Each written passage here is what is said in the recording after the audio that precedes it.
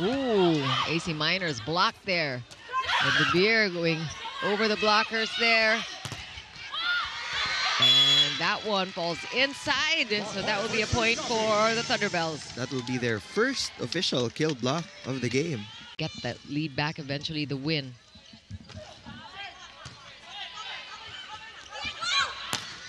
Oh, great elevation there for Anna De Beer, the cut shot. Clean angle from Anna De Beer.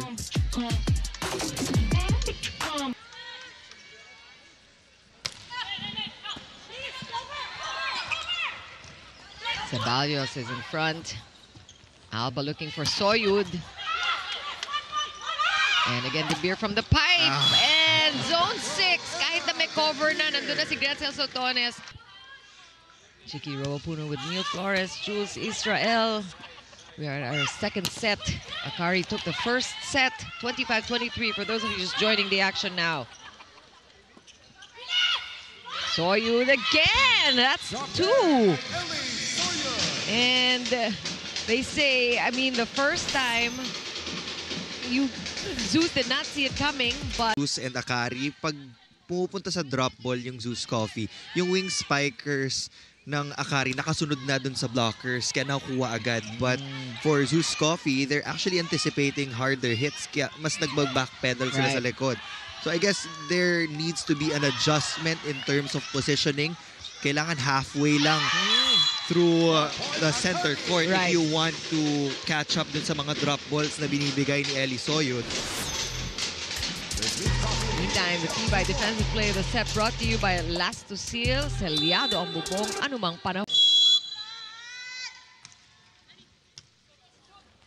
Good first ball. Soyud again with the off speed. Broken play, another chance for Akari. And now she puts on the heat.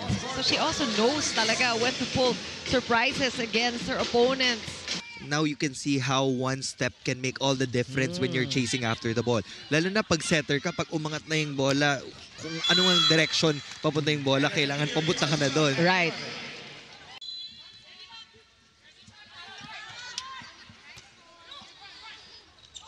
Oh!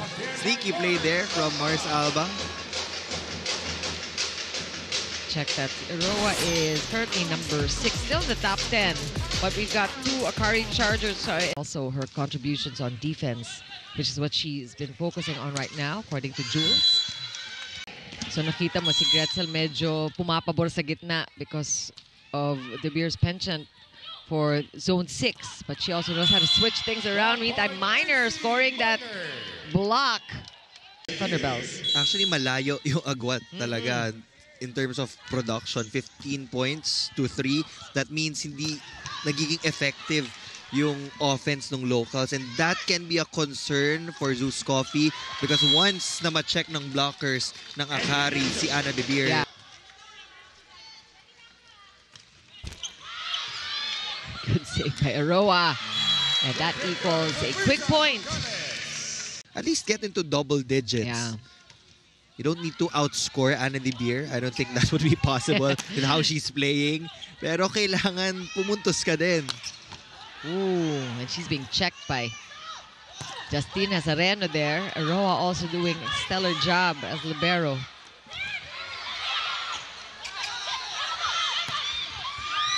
Good rally we're seeing. De Beer will take it. Again, Hazareno with a dig. One more time. This time, it's Gonzaga, and she has the answer. That was a mistake from Akari. They didn't put any blocker in front of Jovelyn Gonzaga. Yeah, they were sa floor ng Akari.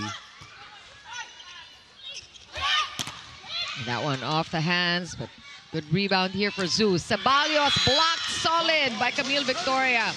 So that is going to be one of the top options for Mars Alba. Slide attack, and it didn't take Soyud. It's Annie Mitchum with a winning point this time.